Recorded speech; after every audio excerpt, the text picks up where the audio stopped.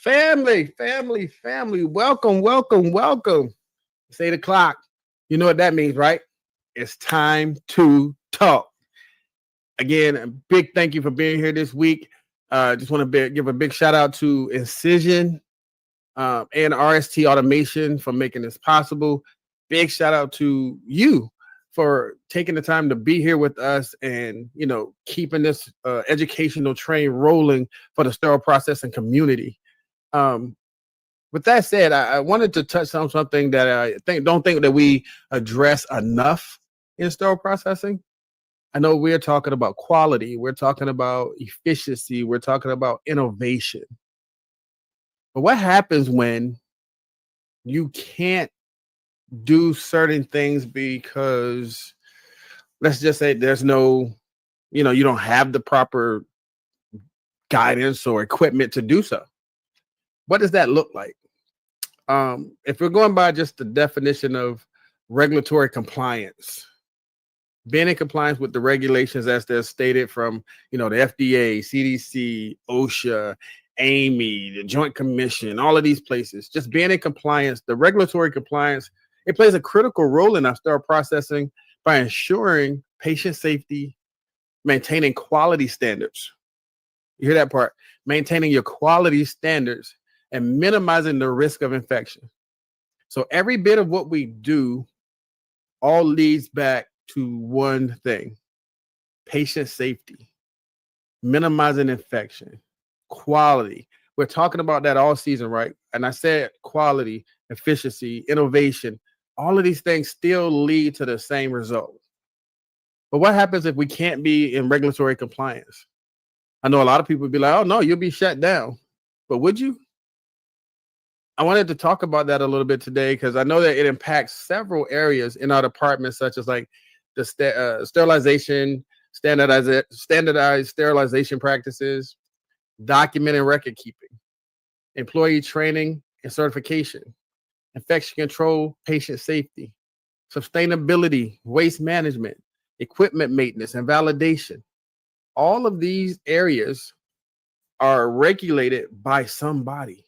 There is a regulation that we have to be following or need to be on track to be following so that we can be compliant when the time comes. But what happens when you can't?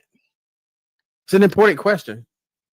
A lot of us say that we're compliant, and then you hear about the things that happen when Joint Commission comes in, or you get that pop-up inspection and you're like, oh my, I didn't know this thing, or I didn't know I had a time frame. And I get that a lot when people talk about the AMI standards and something new coming out, and they're like, well, we got time. But what does that time look like? It can't be 2 years later and you're still not doing the thing that you're supposed to be doing. I think I just wanted to say how failure to comply with these regulations can lead to fines, accreditation loss, legal issues, and most critically, increased patient risk. Staying updated on our regulatory changes and implementing the best practices is essential for any sterile processing department. We all know that these things exist, but again, what happens if you can't comply? That's what I want to talk about today. So, who better to bring and talk about regulatory compliance than somebody who is active in the field, doing consulting and looking at these things and giving people the recommendations for what they need to be doing to bring their departments up to compliance. I reached out in my database, and I tell y'all this all the time, I had to go deep and find out who can I get to y'all that y'all would, as a respected voice in this industry. And I thought of one person, and I asked him, and he said yes. And I was like, oh, wow, I love it. So, family, can y'all give a warm welcome to none other than Mr. Warren Nist? Warren, there. You see the round of applause from everybody. Warren, welcome. Thank you, sir. Appreciate you having me, Kenneth. Hey, it's a pleasure for you to be here. I just wanted to, make sure I can get a voice that, understands what that regulatory compliance means and somebody who's actively looking at these things when you're going somewhere. It's one thing for me to sit in an office as a director somewhere and say, this is what I would do. But when you go multiple places and you see multiple different things, I can call them infractions or I can call them, defects or whatever. If you see multiple things at multiple different places of how people need to be compliant, who better to talk about that than a consultant who's doing this daily? Well, and you got to remember too, when we talk about compliance, we're looking at multiple, as you said, multiple locations, but those locations may be a hospital, they may be ambulatory surgery center, they may be a health community service, which I have consulted in all of those areas, and the differences are wide. So, for example, what the regulations are for a hospital are not the same for outpatient areas. So there is a wide range of services. That is one of the things I want to bring up because that was something that I experienced, that your ambulatory center doesn't always follow the same things that the main hospital because of the different, what happens in an ambulatory versus what happens in a hospital and how they have different paths. Even though we keep saying we're here for the patient safety, there are different avenues of how we get there based on where you're at. It's even wider when you get into community health. Doctors' offices, community health centers, for examples. It's just wide ranging. Okay, and just for for the people here who don't know who Warren Nist is, could you tell them a little bit about yourself, sir? Yes, I can. Actually, just let me think. About 4 weeks ago, I entered my 43rd year, actually in sterile processing. Nice. So I started in end of 1982, really beginning 1983. So was it 43, 42? I'm losing track. I've been, I started as a technician, as many of us did, and worked my way through leadership into director roles. And about 5 years ago, yes, ventured into consulting. So been involved with, what was OSHA, which is now HSPA, and spent the majority of my career in the most, what I consider so far, heavily regulated sterile processing state of New Jersey. Okay. Oh, yes. I understand. New Jersey, I guess if people say they started this whole thing and set the path forward, I know that New Jersey has a lot of regulations over there. Well, New Jersey is very different in the sense that, and first of all, I'll shout out to Nancy Chobe, because Nancy Chobe was so instrumental in getting that started.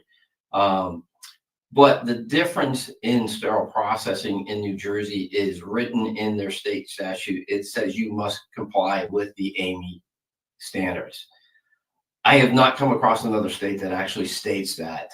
You can cross the river in Pennsylvania, and I haven't read theirs most recently, but it basically said you must have policies and procedures, and you find that a lot in a lot of states. Right. Very limited. It's a paragraph or two of what a sterile processing department should do, and New Jersey is much more complex. Okay, so with that said, I'll jump right in. Okay, let me give you the obvious one, because I was somewhere recently and the person told me, because I brought up AAMI standards and stuff, and they said, well, the AAMI doesn't work here. This is what we're gonna do. How do you handle a situation where somebody's blatantly telling you that I don't have to follow that? That's just a suggestion.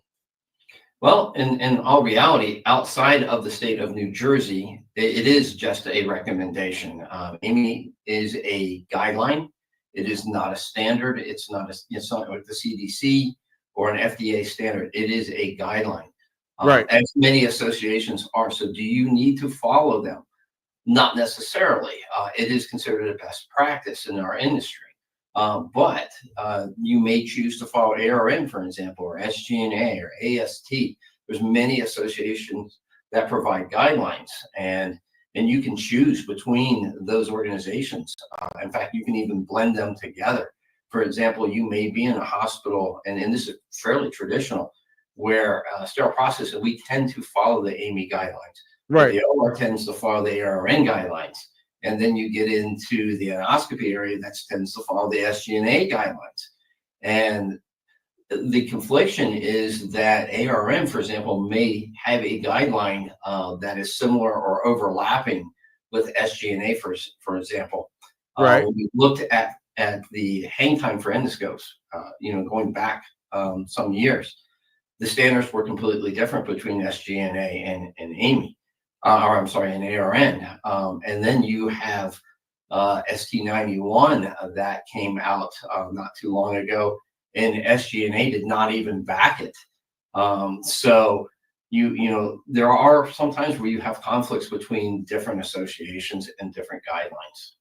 But when you get put in that situation and things like that occur, as a SPD director, manager, and I won't say your back is against the wall, but if you have all of these different regulatory bodies saying different things, and it's up to you to create what policy or standard you're going to follow, what do you do in that situation? Well, to be honest with you, you may follow any of those association guidelines. And I think in some cases, many hospitals will follow the ones that fit their need or fit their design.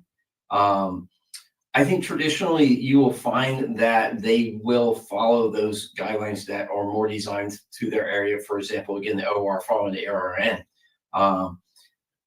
But like I said, there's overlapping information. And, I think where we have come to in today's day and time is we look more towards the IFU than we even as a beginning point, right? Can we follow the instructions for use for whatever we're doing, whether it's using an ultrasonic or a washer or a sterilizer, but in obviously in concert with whatever those items are that we are reprocessing. There's still complications within the practice because we have FDA, which has a 510K process for your manufacturers. But and I made a post about this not too long ago, which is we need to start bucketing, these items that come out into the marketplace that says, hey, these are the guidelines that you will use to reprocess this item. Because it is so complicated when we look at, for example, a washer disinfector. The manufacturer of that washer disinfector has their clear-cut instructions for use, but they don't necessarily meet every IFU for every item that's out there. Right. So, we're back to the confliction, which is, okay, if I don't process this item based on the IFU, which is what you're asking, and yet I'm following the instructions for use for the washer disinfector, am I in compliance? And it's a gray area. It is a gray area. But I was about to ask that question. So if I, in my department, say I'm Amy, I'm following the Amy standard, the OR is saying ARN, endoscopy saying SG&A, or it could be ST91. Who wins in that argument when it comes down to who's right, who's wrong? If we're all like saying, no, I'm backing this product. Oh, this regulatory says this. Oh, mine says this. And we get into this because we'll say Amy says we follow ABC, and then the OR is like, no, ARN says. So who wins in that scenario if there is a winner? Like, what do you do? In all honesty, I don't think there is a winner. You have, organizations like DMV and Joint Commission. I think we're probably the two main bodies that inspect, that do the CMS third-party inspections in our areas and start processing. However, if you can present that guideline, whether it be from AST, SGNA, AMI, ARN, they will accept that as best practice because it has been documented as the consideration of best practice. Again, I think the focal point is still instructions for use, and that has really turned up the heat in the last 10 years. You've even seen the changes within the AMI documents that will say, follow the IFU, right? We've seen these changes over the decades.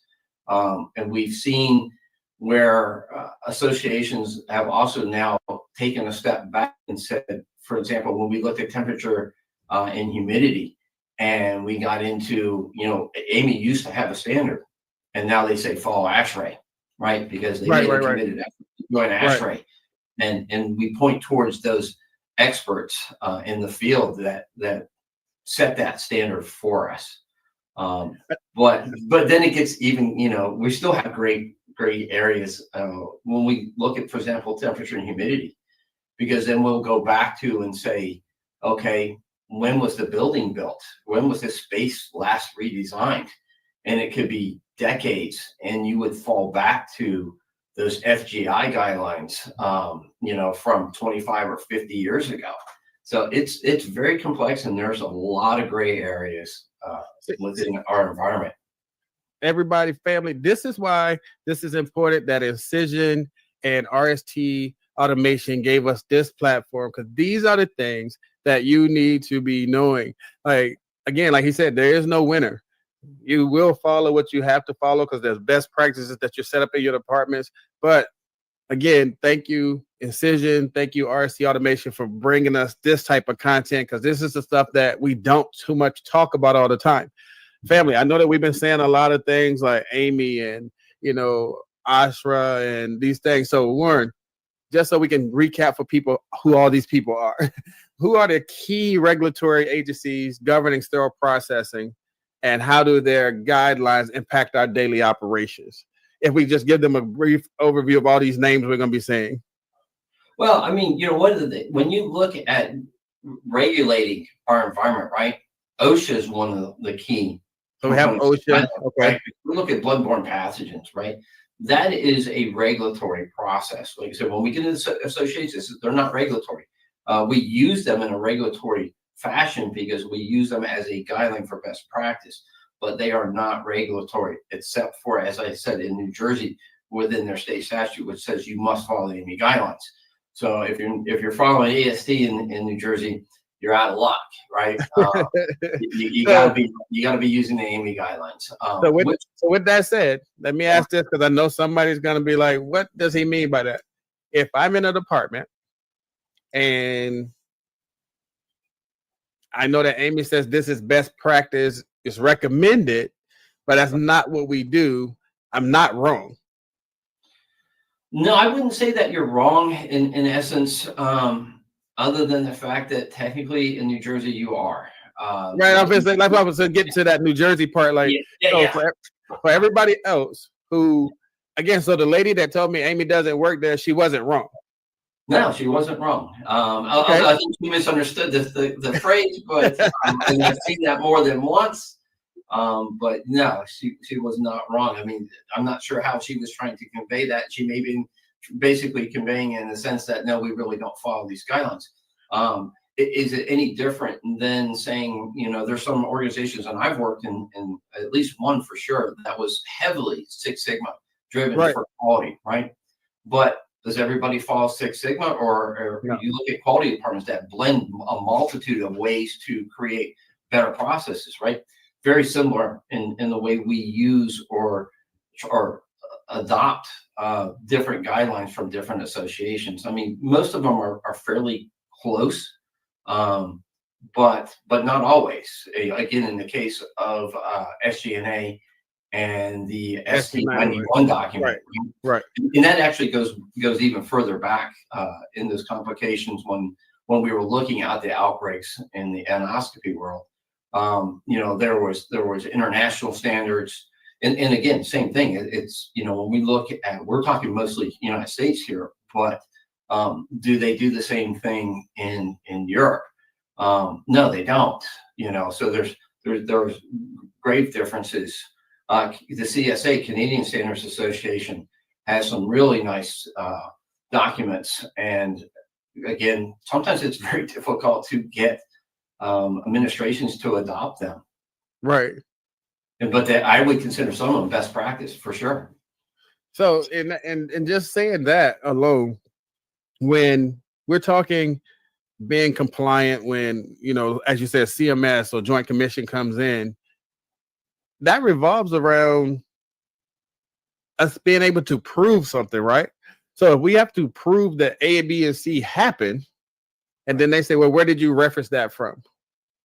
Most of us would say, well, Amy stated here, blah, blah, blah. That's most of us. I get what you're saying. Like, they don't have to say that, but from that, that's the part I'm trying to get my head wrapped around, because I know like my family here is like, wait, what do you mean we don't have to follow? Because it's just a recommendation. But as it pertains to regulatory compliance, if Joint Commission comes in and they're looking for certain things to be aligned, and it's not, what do we do? What's the consequences of that? And it depends on the depth of the issue. First of all, that, as you mentioned, I think in the beginning, the consequences could be loss of your accreditation, depending on the severity of the issue. And we look at not only, and this is what I profess to my customers, is when we look at risk for the patient, right? You also are looking at risk for the business. And I can honestly say in my career, I only know of one, but I do know of a hospital that was actually shut down. And it was shut down in the state of New Jersey because they were non-compliant. And they went through a multitude of buyouts before they got back on their feet. And it was several years before that hospital was operational again. Wow. So it can happen, but I've only known it to happen one time.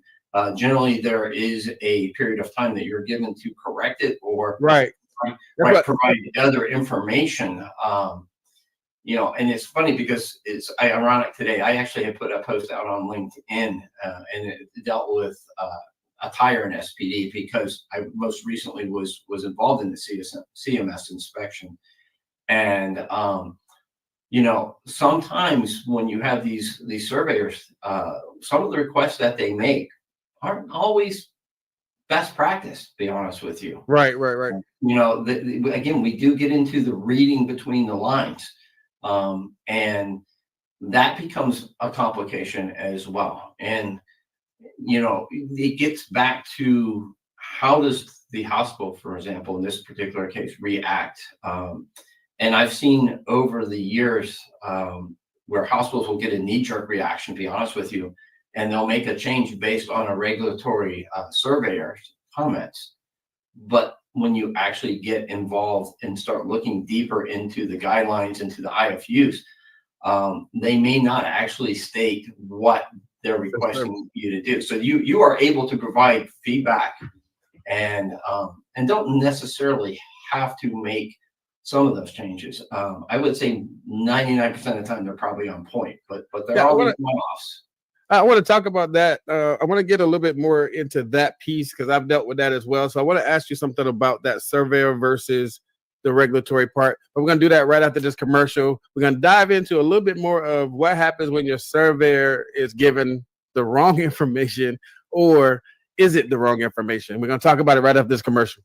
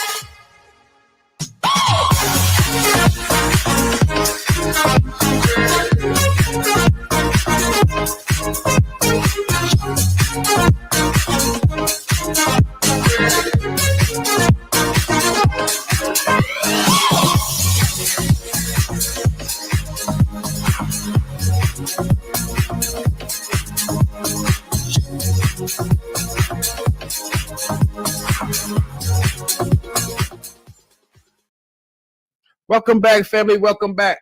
As you saw, RST automation, changing the way that we actually become more efficient and use innovation in our departments. The AIM system itself, if you haven't seen it, definitely reach out to them on LinkedIn. Go to their page, like, subscribe, ask for that free demo so you can see it for yourself, how great that system is. And when you're there, just tell them Time to Talk sent you.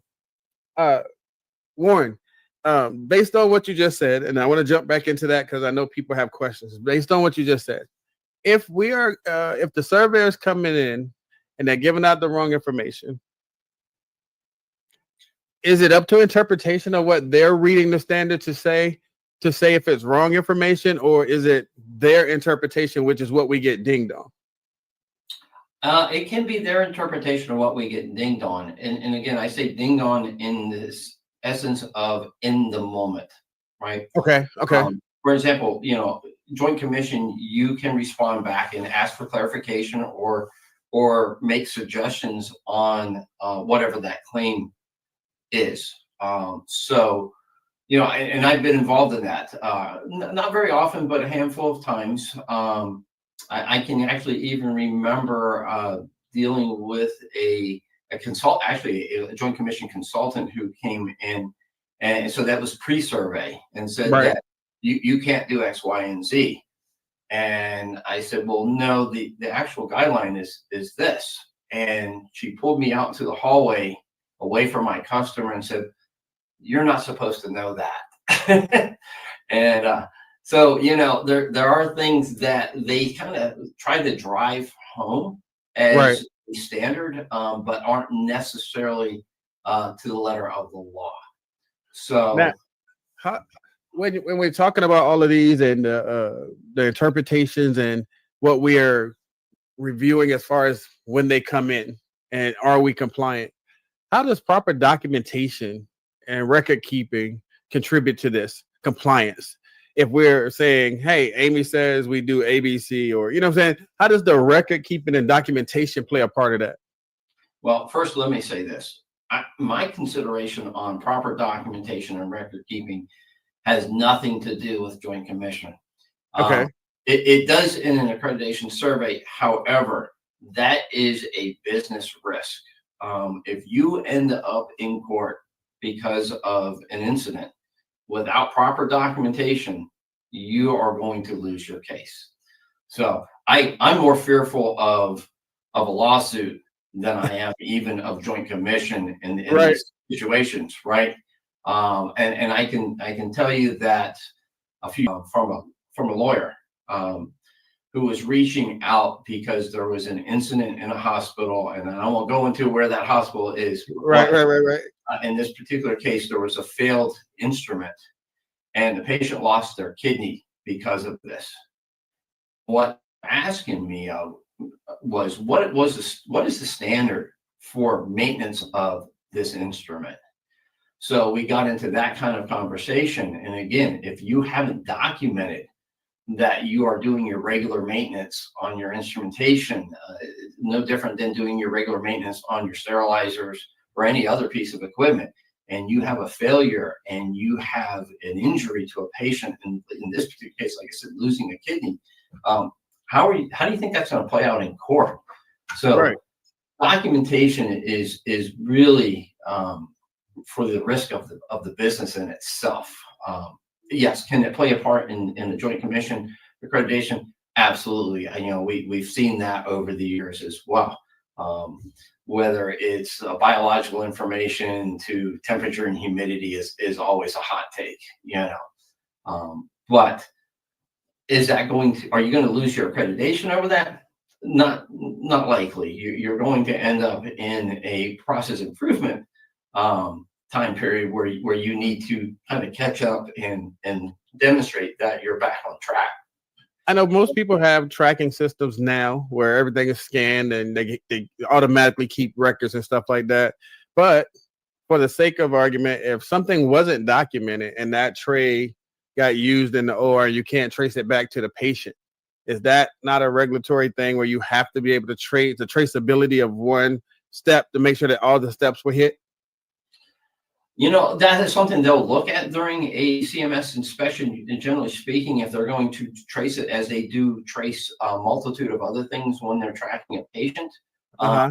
There still are many, many institutions who don't have instrument tracking systems, and even those institutions that do, you can say, hey, I track this tray to this patient, correct? Right. You say that you track that instrument to that patient. And most of us cannot, right? And we know in sterile processing that instrument migration is a huge issue. Instruments come back from the OR and they migrate from one tray to the next. And do we know what instrument was actually used on that patient. And no, and we don't. We just don't. I think personally, I think that's one of those that people always know it, but nobody want to say it, because you're right. The moment it gets to decon, the retractors from that tray could end up in a different tray, and just because they're universal retractors of the same manufacturer is not maybe the one that was in that room when that tray goes back up. So I always thought about that when they say, well, what tray was used in that room? I can tell you what tray, but that's not necessarily mean that those are the same instruments. Exactly. Yes. Very true. Very true. That's fair. That's fair. So compliance, as far as like you talked about, like say like endo and SGNA versus ST91 and who's following what part of it. When it pertains to infection control and how they look at regulatory compliance, when they come down and they're doing their tracers and things like that, is it the same kind of mindset that whoever getting followed, that's what we're going to go by? Or as infection control has its own guidelines of what they're looking for, who's right or who's wrong?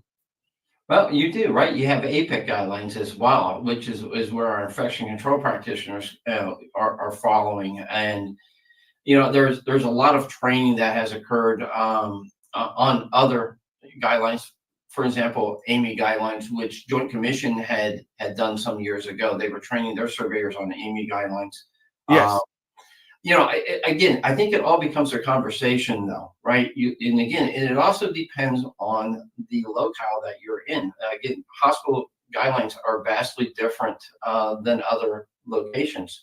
And again, outpatient are vastly different than our inpatient areas in the hospitals. So, you've got to look at everything that you're doing really very closely, because there are infection control issues that can certainly happen. And I find that a lot in your endoscopy areas, physician offices, outpatient clinical services, where the space isn't allotted properly. You can go for anything from sink issues but generally space and proximity, where we end up with cross-contamination. And that is a big issue, but people don't realize, and this is what what I try to do when I'm in a consulting environment, is we also try to do in-the-moment training, right? To explain why, these issues can occur. But again, as we continue to do more research, if we look at, for example, HSPA's foundation board, who sponsored the review on splashing, right? Yes. And then all of a sudden we were like, okay, what did we say? During COVID, it was X number of feet, right? You need to be X number of feet away from an individual. And then we found out through this documentation that, it was much further. The water drop was, we were looking at 8 feet or possibly greater. Right. And then you start thinking about, okay, in some of these environments, we're cross-contaminating because we now have new information. But at the same point in time, you've got to realize, even when you look at the AAMI documentation, right? It's a 5-year period that we go through before we even, renew the documentation that's there. And of course, even with COVID, we're looking at ST79.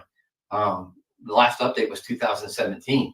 There's a lot that has changed since 2017 that, if you go back and look at research, there's much better practices that probably are documented in some of these association guidelines. The comment there, like ETO, like we know better now, but we didn't know when everybody had an ETO in their facilities, and that was just a standard at the time that we were using. But now, yeah, and again, there you go. If you mention ETO, you look at, again, the differences even between Pennsylvania and New Jersey, where Pennsylvania had abatement systems and New Jersey didn't back in the day, right? So So we are even from state to state to state for state guidelines doing the same thing. Now, I got a question about something you said just a few minutes ago, like in real time, and this is just a legitimate question. How, I want to say, how do they differ? But if a hospital, an ASC, a doctor's office, and I'm gonna go ahead and throw them in there because I know we have some stuff coming out from Amy from them, but dental practices, if all of these places are doing patient care and patient safety is the main goal, why are there so many different regulatory or ways that things can be done between all of them? Well, that's a great question because we have individual comments or what do I say, expertise. You have, and I'm gonna be honest with you, all you have to do is join an Amy work group to find that out, right? Believe me, I know. So many different opinions, and especially when you get involved with physicians, for example, heavily data driven. If you go back to, and I don't want to throw ARN under the bus here, but if you go back to, I want to say roughly 2015, when they made some changes to their guidelines on what kind of hats you can wear and whether your arms had to be covered, et cetera, et cetera, et cetera, right? That was seemingly based on more common sense. That this makes sense, right? But in the end, the AMA, I believe, was the association pushed back and said, we want the data. And in the end, there actually wasn't any. And you saw their guidelines get changed back to what they were before. And again, for me, somebody who's been doing this for many years, I remember sticky mats. Like before you walked into the OR, you had to walk with sticky mats supposed to make your feet clean, et cetera. And over time, we did research and we found out that really wasn't changing anything. So what our best practices were 40 years ago certainly aren't the same as they are now, and they certainly will not be the same in the future. What you had asked before, though, what do we do when we're non-compliant, though, right? And that is the crux of the problem throughout all of our institutions. A lot of times that's driven by income issues, right? From, the margins in hospitals are generally very, very small. And most of those margins go to revenue producing departments, which sterile process is normally not considered. And we could probably have a whole conversation on just that topic alone. But that being said, are we still not protecting our patient when it comes to the practice of sterile processing, which to me is the tip of the spear when we start the infection control process? Because if we fail in our jobs, then all you're seeing in physician-related issues, nursing-related issues is resolving the issue that we started. Now, with that being said, like I know that, say, like ASCs and hospitals that are partnered together. Like I was at a facility where we had our main building and we had our ASC, and then we had people that go back and forth between those buildings. Isn't that confusing within itself? If I'm doing one thing in this building, then I go to another whole sterile processing over here and they're doing something different. I had a doctor's office up the street who had like a mini sterilizer and they weren't doing the quality testing and all that stuff. They were just sterilizing stuff. So you get very confused about who's doing what, why we're doing it this way over here. And then you get those questions from your staff. It's like, but we don't do that across the street. They don't do that across the street. Yeah, it's true. And, in all essence, it really should start from a risk assessment. And the way I'll state that is when we look at, for example, what is the guideline for biological testing of steam sterilizers? It's weekly. That is the minimum standard, is weekly testing. There's not very many people that do weekly testing. However, you will find that in a physician-related operation now. It's a cost reduction. What's the risk to our operation, our business, our patients? But it's a cost analysis. So, and again, in essence, if I'm recalling back to the last negative result, in a physician office, is that 1 sterilizer load, 2 sterilizer loads? In a hospital, is that 100, 200, 500? You can see where the risk, is Right. expands depending on the operation. So things can be vastly different because of the risk to the organization and the cost analysis that's involved in the process. All right, I'm gonna throw a curveball at you just because I want to know the answer based on everything that we're talking about right now. I run a facility and I put a biological on every load. I forget a pack on a load. Do I have to redo that load? Okay, so that is a hot question. Well, what I'm going to say is, first of all, what's your policy state? Does your policy state that you have to run one on every load? If your policy says we run it daily, then not necessarily do you actually have to run, or do you have to redo that sterilization cycle, right?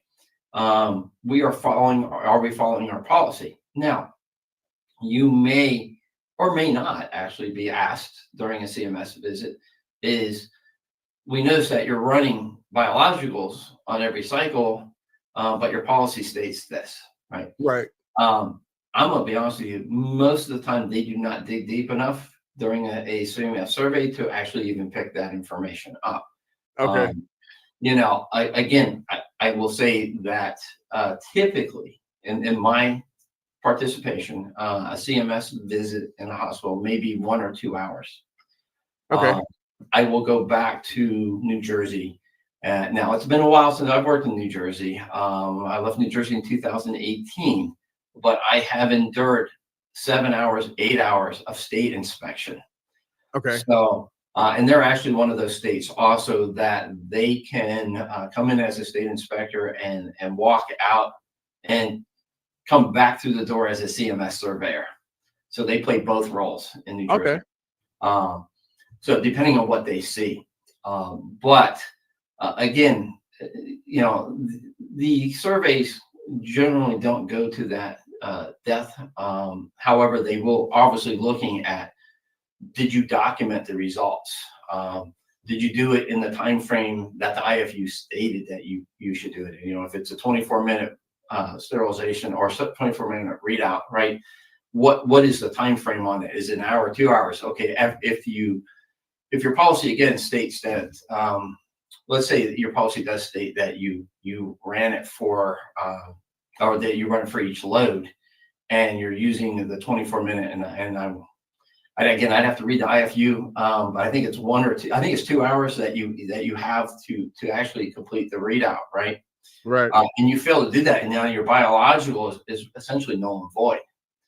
So, would you need to redo it at that point in time? If your policy says that you're running it every cycle, then I would say, yeah, you failed to document a biological and you need to rerun that cycle. But it really does get into the semantics of what does your policy say. And in all honesty, that's why I caution my clients is, kind of pigeonholing yourself into, driving your business in a way that is not sustainable in certain circumstances. So being careful to do that. I can honestly remember a policy that was written at another facility that I was at that literally said that you put the biological in the incubator with your left hand. So if your policy states that and you use your right hand, and then you're validated. Hey, I got, because this is so good, I want to bring somebody in. I know she has been burdened to ask some questions about this. So, family, y'all know her, y'all love her. I'm going to get Sharon to come in and just, give her a piece of what we're talking about, because this is good. Because these are questions that people ask all the time. So I just be wanting to get everybody's take on what that means. So Sharon is here with us. Thanks for letting me come in, Ken. So I just wanted to ask, and I've been thinking about it for about 20 minutes. With the musts and the shoulds and all of the different regulatory agencies, for the person who's actually in the department, how do you weigh what takes precedence? I heard you say if you have a policy, follow the policy. Right. My understanding is when they're in the department, time is critical and time is of the essence. So are they going to go find a policy if they don't know it off the top of their head? Like, how do they know what takes precedence? Do you look and say, it says must, but it should say should. But this one over here with this other agency or organization or body also says must. So how can the everyday person just working, just trying to help patient safety and support the volume and all that, how do they, for me, how would I know how to weigh it? Does my question make sense to you? It does. And again, you have to weigh it by the association that you're referring to. Is it a regulatory association, OSHA? And if OSHA says you must, you must. You must. If it is an association like ARN, AST, AMI, again, those are not regulatory agencies. Those are guidelines, best practice guidelines. Typically, I don't see must in them. However, if it says must and you are stating in your policies that we're following AMI guidelines, then you must follow must. But again, most don't state that. You need to decipher, again, the agency that you're referring to, or again, I would say if it's an agency, it's probably going to be a must. If it's an association, it's going to be a best practice. So like when they came out with ST91 and they talked about the 10 minutes of air that should be done. Mm-hmm. But then some people were like, well, we don't have the air. We don't have the drying cabinets that force air. What do you, I mean, like you said, it came out saying that we should be doing that though. Right. But like you're saying, that's not a regulatory, that's a recommendation. Correct. That is correct. Okay. And again, I would immediately go back into the IFU, the manufacturer, and say, what does the manufacturer state we should do when we're reprocessing these items? Because that is more of a must to me, is if the document comes from the manufacturer and says, we validated our product, for purchase through our 510K process, and here are our guidelines. Again, for an example, if it says, and this is a key one that seems to trip up a lot of people, is when we look at sterilization of stainless steel instruments, for example, minimum recommended standard time, or does it say or give you a standard? For example, a lot of them will say minimum of 4 minutes at 270 degrees Fahrenheit. Right. Correct? There are some that say 4 minutes at 270 degrees. So now, if it just says 4 minutes at 270 degrees, and this is where I've seen this is more of a gray area, but within Joint Commission in the last, I would say, 10 years, I've actually seen citations where they said you were not following the IFU because you sterilized it for 5 minutes or 6 minutes or 7 minutes, because we get into these multi-parameter loads, right? You have all these different trays, or even different instruments within a tray that have different, well, I won't say different minimum standards. Their minimum standards are generally the same, but you may end up with an item in that tray that has a longer minimum standard. For example, 10 minutes, and you say, okay, well, I need to sterilize that tray for 10 minutes. Am I in violation of the other IFUs that say minimum 4 minutes? And the experts that I've talked to is, of course, we're not. Their damage does not occur in those stainless steel instruments at the temperatures that we sterilize them at. When you look at the forging process and the sense of heat that occurs in actually manufacturing. But this is where you end up in difficult situations in CMS surveyors, is they say, oh, no, you can't sterilize that for 10 minutes because it says 4 minutes. Well, it's minimum, or there are those one-offs that don't give you that minimum. And if it gives you a standard, you need to follow that standard. So that brings me to a question around that. Like, in your department, they have a full load, but one item on that says 10 minutes and the rest are 4 minutes. And people say, well, we're running on the 10-minute because that one tray needs the 10-minute. The rest of them are a minimum of 4, not saying I can't run it on 10. That's allowed because it said minimum of 4 and not 4. So people have to actually pay attention to that now, because minimum of 4 and 4 minute are two different things. I think people don't realize that part. Well, it's not like that. I mean, there are some that will also give you a maximum as well.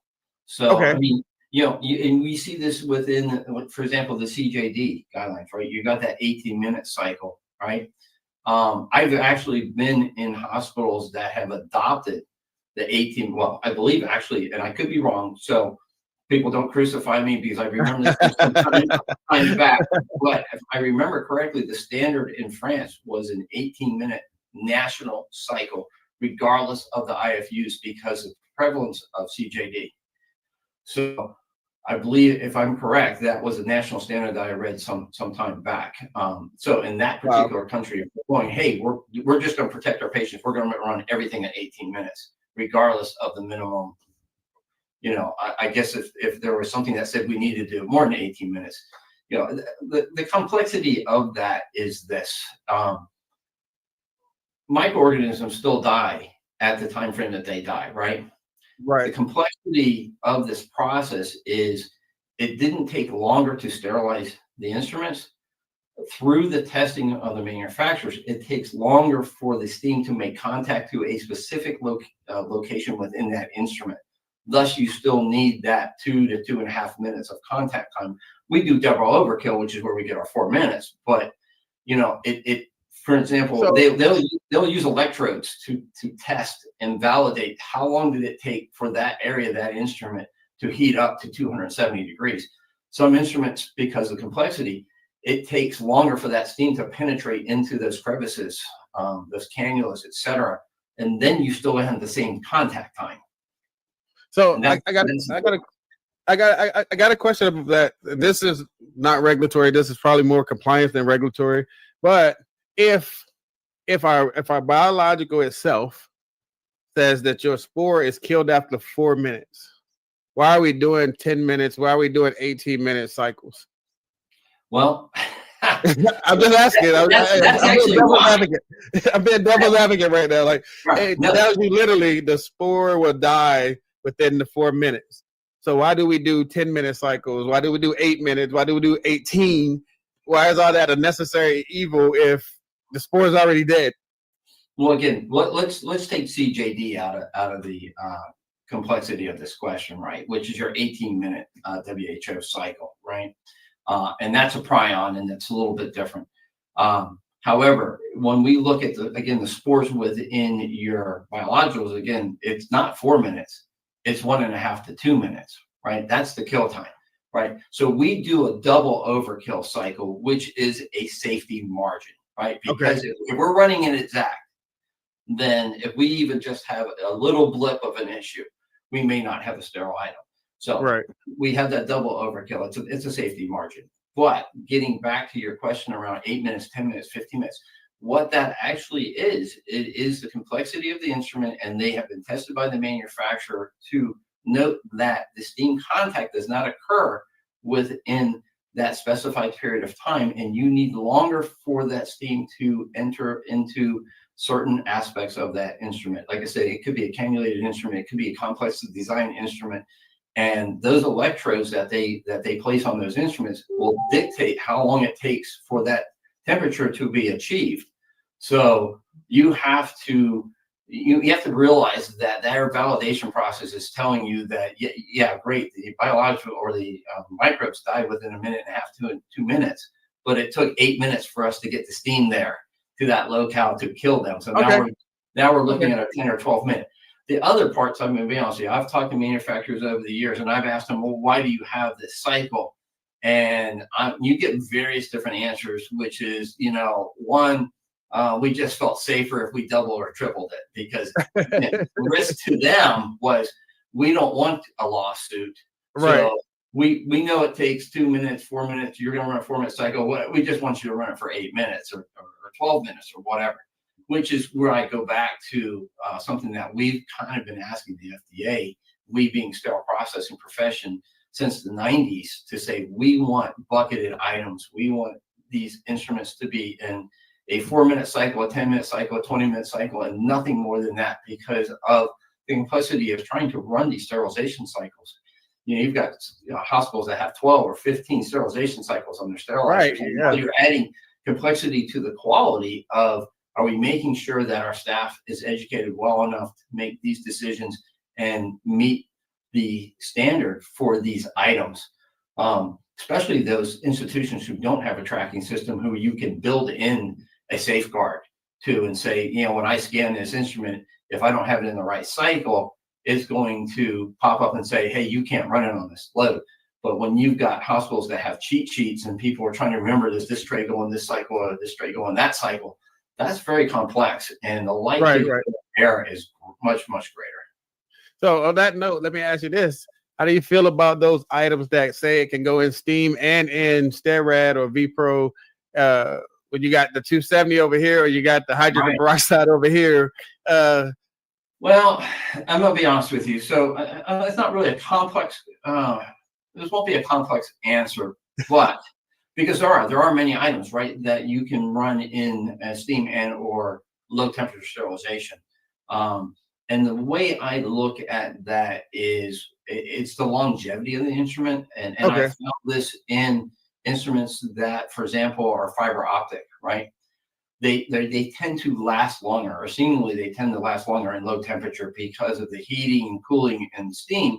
Those fibers break down faster. And you look at, a standard laparoscope, which might be $5,000 to $7,000. What's my long-term cost of using this instrument if I keep running it in steam? However, also understanding that the steam cycle is the cheapest cycle that you can run in pennies compared to dollars when it comes to, a low temperature sterilization cycle. So it's a business decision in essence. Right. What is it going to cost me in the long term of running it in low temperature versus repair costs versus running it in steam versus repair costs and longevity. Okay. Family, I know y'all have heard all of these great tidbits, and I know y'all have a lot more questions. You can definitely find Warren on his LinkedIn and definitely reach out to him and ask him that question that you didn't get to ask today after you're watching this again. And you're saying, what, I wanted to ask this. They can definitely reach out and get a hold of him. I'm going to ask this question because it is my, how I end the show. And I just want to make sure that they have a chance to hear this from you. What advice do you have for sterile processing professionals looking to stay ahead of the compliance changes and improve the department efficiency as it pertains to like regulatory being compliant and stuff? What advice can you give them about how to stay ahead of the curve when changes are happening? Well, my first recommendation is if you're looking at trying to stay ahead of the curve, for example, for regulatory type issues, is get involved with organizations like AAMI or ARN, because again, these documents don't happen over a course of a few months. They happen over a course of several years. So just being involved alone, what's coming down the road, right? Not to mention, you can participate in the process of making it work for your organization or your hospital, right? At least you get input into the process. Will it be adopted? Who knows? Be honest with you. But you have the opportunity of voice. So that would be certainly my first recommendation, is just being involved. Obviously, being involved with associations like HSPA and going to these educational seminars to stay current is certainly important as well. If you can't be involved with the actual process of developing some of these guidelines, but highly recommend getting involved with these organizations. I second that a lot because I was amazed at when I went to my first AAMI meeting and talking to the greats in the room, the Jameeds and Dave Jerosis, and you're listening to like the people there, and it's like, now count how many end users you see versus how many industry people you see, and it plays definitely out way different than I thought it was, based on just things that you said, like just having the FDA in there and these people and they're voting, and you're like, but that's not what we do every day. But it takes more than just a few of us. It does, getting people involved. And we say this all the time. If you're not, please try to get involved with your local AAMI. If your hospital normally has a rep, and just try to get involved in one of the working groups. I think I said on like 6 right now. But try to get involved and get in that, because that conversations, and I've been in these meetings, and you would be amazed at how these go. And to Warren's point, it's not something that's going to happen overnight. It does take us a while to get one thing passed. And it's just one of those where you definitely want to be involved in the conversations. you would be amazed at how that the behind the scenes actually plays out with all of the key players in the room. But the one that should be in the room is us, the end users, and that's where you will get, that frontline experience of being in part of that changes of the compliance and everything that goes along with that.